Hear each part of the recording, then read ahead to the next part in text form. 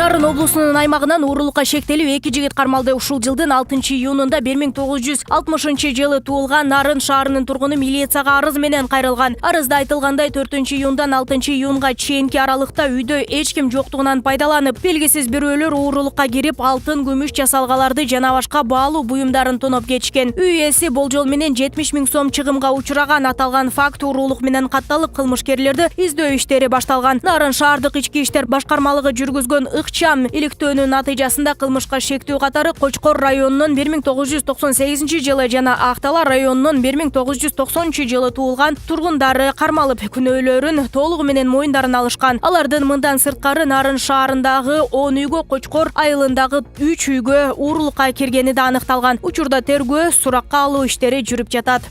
Башкы прокурор Курманкул Зулушев менен депутат Мирлан Жээнчороевдин кайым айтышуусунан кийин УКМК төрагасы Камчыбек Ташиев эл өкүлүнө телефон чалды. Маалыматты Спутник Кыргызстанга Жээнчороев өзү тастыктаган. Эл өкүлү Ташиев ага иш козгоо үчүн кандайдыр бир илинчек издеп жатат деген кепти төгүндөгөнүн белгиледи. Камчыбек Кыдыршаевич менен сүйлөшүп такташып алды. Кайтылып жаткан кептер жөн гана ушак экени ырасталды, деди Жээнчороев. Белгилей кетсек, парламенттин укук тартиби, кылмыштуулук менен күрөшүү комитетинин жыйынында депутат башкы прокурор иш козгоо үчүн УКМК төрагасына команда берип жатканын билдирген. Ага башкы прокурор: "Мен эч кимге команда бербейм. Эгер команда болсо, сизге бир нерсе таап коюш оңой эле", деп жооп берген.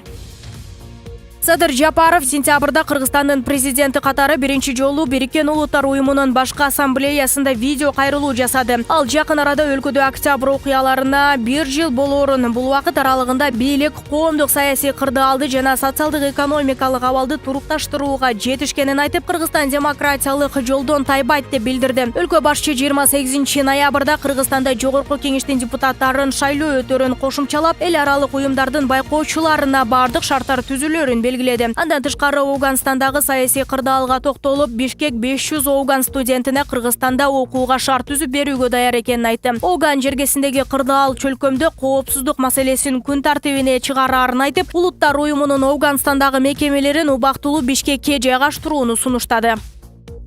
Президент Садыр Жапаров 21 сентябрда өлкөгө расмий сапар менен келген Өзбекстандын Олимий Маджлисинин сенатасынын төрайымы Танзила Нарбаева менен жолукту. Бул тууралуу президенттик администрациядан билдиришти. Тараптар парламент аралык жана регионалдык эки тараптуу кызматташуунун актуалдуу маселелери боюнча пикир алмашты. Садыр Жапаров белгилегендей, быйыл Кыргызстан менен Өзбекстан эгемендиктин 30 жылдыгын белгилөөдө. Буга байланыштуу ал Өзбекстан элин бул маанилүү окуя менен куттуктады. Танзила Нарбаева Кыргызстанда Садыр Жапаровдун бардык тармактарда жүргүзүп жаткан реформаларынын натыйжасында болуп жаткан жакшы өзгөрүүлөрдү белгиледи. Ал Өзбекстандын парламенти үстүбүздөгү жылдын мартында Садыр Жапаровдун Өзбекстанга болгон мамлекеттик сапарынын жүрүшүндө кол коюлган макулдашуулардын ишке ашуусуна ар тараптуу көмөк көрсөтүшүнө ишендирди. Анын айтымында, мамлекеттик сапардын жүрүшүндө белгилешкен күн тартибиндеги бардык актуалдуу маселелерди чечүүгө мүмкүн болду.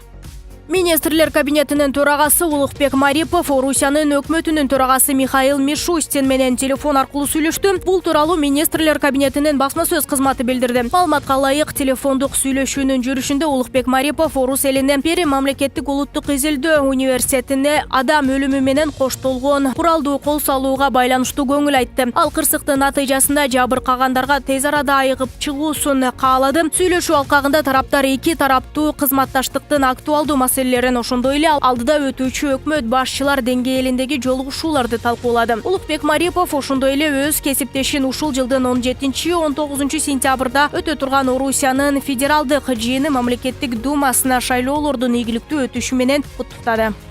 Кыргызстанда Яндекс сервисинин таксисттери электрондук патент алууга милдеттендирилет. Санариптик өнүктүрүү министри Дастан Догоевдин сөзүнө караганда, бул боюнча ишкана менен сүйлөшүүлөр дээрлик жыйынтыкталды. Салык кызматында электрондук патент бар, ал жок болуп салык төлөнбөсө, таксист кардар ташый албай калат. Ушундай эреже киргизип жатабыз. Яндекс мындай талапты бардык такси кызматтарына киргизип бергиле деп суранды, деди Догоев. Жогорку кеңештин транспорт, коммуникациялар, архитектура жана курулуш боюнча комитетинин 21 сентябрдагы жыйынында депутаттар Яндекс Кыргызстанда монополист болуп алганын, бирок салык төлөбөй жатканын сынга алышты. Ошондой эле жол киренин баасын көтөрүп жибергенин айтып, көзөмөлгө алуу талабын коюшту.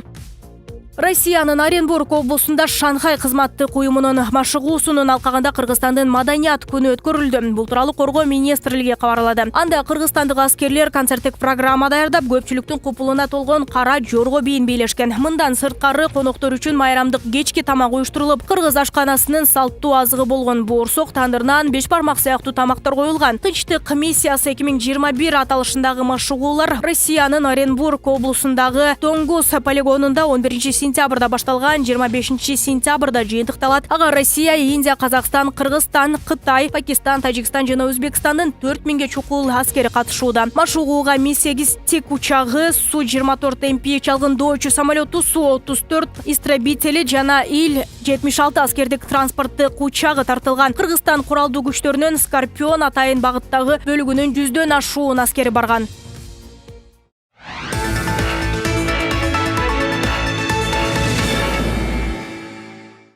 Коронавируска каршы республикалык ыкчам штабтын бүгүнкү 22 сентябрдагы маалыматына караганда, кечетен бери Кыргызстанда бул инфекциядан 3 адам каза болду. Жалпысынан өлкөдө коронавирустан көз жумгандардын расмий саны 2595 адамга жетти. Соңку бир күн ичинде вирустагы 72 адамдан табылды. Алардын эң көбү Бишкек шаарында. Өлкөдө бул оору жуккандардын расмий катталган саны 177.941 адамга жетти. Бир күндө 100 адам айыгып ооруканадан чыкты. Азыр ооруканада 542 адам жатат. Дагы 862 бейтап үйдөн дарыланууда. Кыргызстанда 2020 жылдын март айында башталган коронавирус июль айында курчуп, көп киши каза болгон. Ысык көлдө өзүн улуттук коопсуздук мамлекеттик кызматында иштейм деп тааныштырып, акча талап кылып жүргөн жаран кармалды. Бул тууралуу облустук ички иштер башкармалыгы билдирди.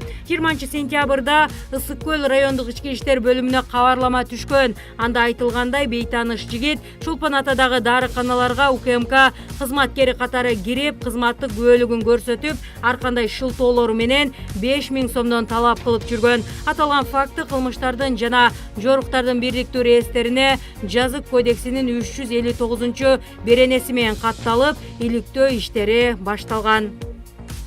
Манас аэропортуна кеткен жолда адам өлүмүнө себепчи болгон деп шектелген айдоочу үй камагына чыкты. Сокулук райондук соту 21 сентябрда ушундай чечим чыгарганын Чүй облустук сотунун басма сөз кызматы бүгүн кабарлады. Кырсык 19 сентябрда болгон чоң жолда автоунаалар менен жарышканы айтылган мотоцикл айдоочусу жергиликтүү келинди сүзүп өлтүрдү деген видео социалдык түйүндөргө жарыяланган. Буга байланыштуу жашоочулар каттуу ылдамдыкта жарышып ойногон айдоочуларды тыюу талабы менен нааразычылык акциясын уюштурушкан. Аялдын өлүмүнө шек саналган 29 жаштагы жаран 20 сентябрда кармалган болчу. Милиция Жазык кодексинин 297 беренесинин негизинде сотко чейинки териштирүү башталган. Ички иштер министрлигинин эсебинде Кыргызстанда быйыл 2021 жылдын 7 айында 3982 жол кырсыгы катталып, 394 адам каза болду.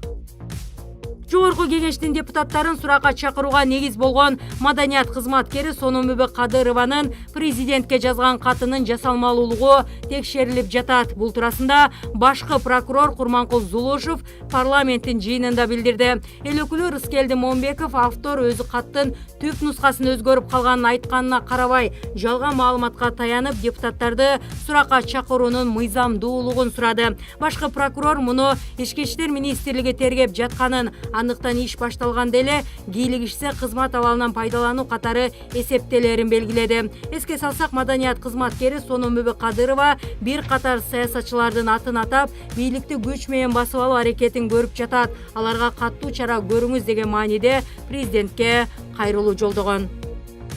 Жогорку кеңеште Кумтөр алтын кенинде сырттан башкаруу киргизилгенден берки иштер тууралуу маалымат угуу сунуш айтылды. Парламенттин 22 сентябрдагы отурумунда депутат Акылбек Кемелов маселени алгач комитетте, кийин жалпы жыйында кароону сунуштады. Кыргыз тарап быйыл май айында Кумтөрдөгү экологияга келтирилген зыян жана салыкка байланыштуу канадалык инвестор Сентера компаниясына $4,2 миллиард доо койгон. Аны улай 17 майда министрлер кабинети парламенттин чечими менен Сентерага таандык кумтөрдү башкарууну 3 айга өзүнө алган жана тышкы башкаруучу кылып теңиз бөлтүрүктү дайындаган. 17 августта тышкы башкаруунун мөөнөтү узартылган. Канадалык компания дооматтарды четке кагып, эл аралык арбитраждык жана Нью-Йорктогу банкроттуулук боюнча сотко кайрылган.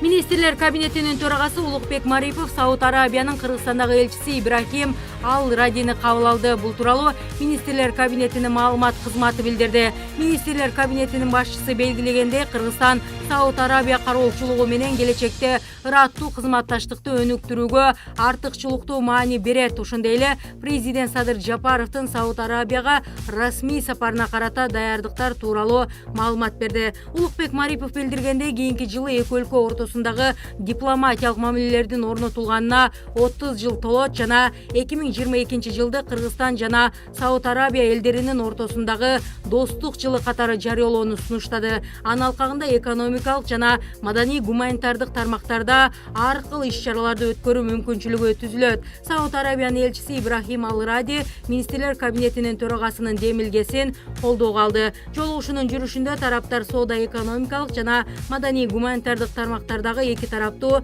кызматташтыкты өнүктүрүү маселелерин талкуулады. Түркия Украинанын аймактык бүтүндүгүн колдойт жана Крымды Орусиянын жери деп тааныбайт. Бул тууралуу Түркиянын президенти Режеп Тайип Эрдоган 21 сентябрда Бириккен Улуттар уюмунун башкы ассамблеясынын 76 сессиясында сүйлөгөн сөзүндө билдирди. Мындан мурдараак Түркиянын тышкы иштер министрлиги Крымда өткөн Орусиянын мамлекеттик думасына болгон шайлоонун жыйынтыгын тааныбай турганын билдирген. Ага байланыштуу Орусия президентинин маалымат катчысы Дмитрий Песков Орусия андай билдирүүлөргө каршы экенин айтып, өлкөлөрдүн Крым боюнча пикири айкача болгону менен бара-бара Түркиянын көз карашы өзгөрөт деген. Ошол эле учурда Орусиянын тышкы иштер министрлигинин өкүлү Мария Захарова Түркиянын Крымдагы шайлоо жыйынтыгын тааныбай турганы жөнүндө билдирүүсү боюнча Орусия тыянак чыгарарын, бул нерсе эки тараптуу алакага терс таасир этерин айткан.